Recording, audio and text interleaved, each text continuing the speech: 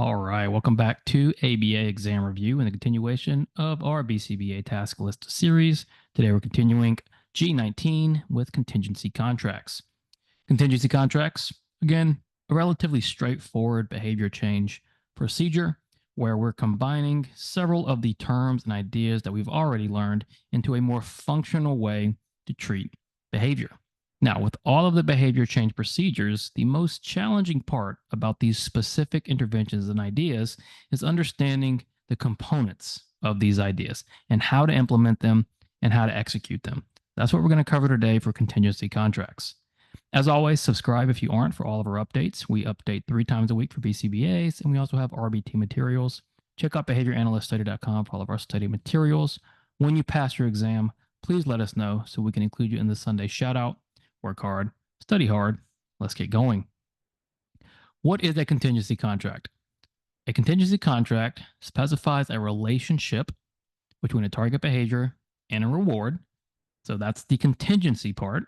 It's if you do this behavior, you get this, but it adds authority with the contract. Now, how can it possibly do that? Well, when we make a contingency, a lot of times we just say, if you do your homework, then you get a break. And we say it out loud, and it's just kind of out there, and that's what we agree on. With the contingency contract, we're going to write this contingency out, and everybody involved is going to sign it. It's going to make it much, much more official for both parties, for you and for the learner. It's important to remember, verbal contracts are not contingency contracts. You can't just say, if you agree to take out the trash, then I agree to take you for ice cream. That is not a contingency contract. That is just a verbal agreement. Contingency contracts need to be written out in full with all the necessary parts. They must contain specific items, which we're going to talk about. We can't leave out any specific items. And then the contract must be understood and signed by all parties in order to go into effect. Now, when we talk about understanding, that is very much a subjective term. And so understanding is really going to depend on your knowledge of the learner, their capabilities, the way you explain it. And we're going to talk about the fact that the learner doesn't even need to be able to read to agree to these contracts as long as you are explaining it to them. And there's a mutual agreement and understanding of what is to take place. So when we think about a contingency contract, we're going to have 2 specific components. We want the task and the reward. The task components, that's going to make up what must be done. We're going to have the who, so the participant. What is the learner? Who are they? What's their name? That sort of thing. The what is the task or behavior that needs to be completed? The when, and what time frame must those task or behavior be completed, and then how well, what is the criterion? And in order to meet the contingency, all these things must be satisfied: the task, the time, and the criterion. If that is satisfied, then we give the reward. So the who, so who is giving the reward? The analyst, the tech, whoever it may be. What is the reward? When should the reward be given? And how much?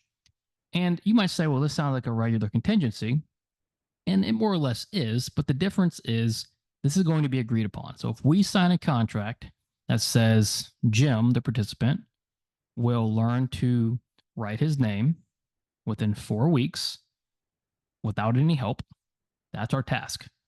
And we can't change it. If we modify it, we have to modify the whole contract. The reward, let's say you will give them $20 within 1 day, and then $20, right? So $20.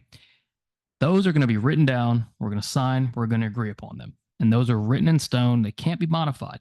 If they're modified, that whole contract is broken, and you've got to start again. So make them much more official. You also want to keep track of completion and delivery. Make sure those contracts are known.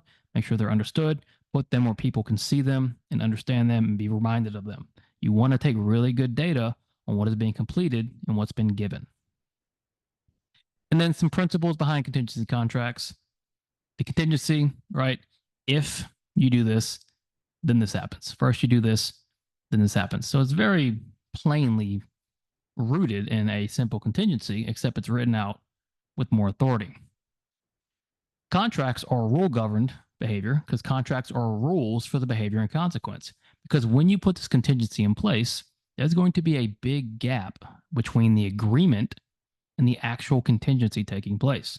If you've got a 6-week contract, that individual might not see reinforcement for 6 weeks. Therefore, their behavior is going to be governed by this rule that if they do this one thing, this other thing will happen. So it can be very powerful, especially for delayed consequences and delayed reinforcement. So you want to be very smart about how you use these contingency contracts. All right, that's G19. Nothing to it. Very straightforward, very simple. Hardest part, remember what components you need, what's important, what should be included in your contracts. Check out behavioranalyst.com for all of our study materials. When you pass your exam, let us know so we can include you in the Sunday shout out. Work hard, study hard. We'll see you soon.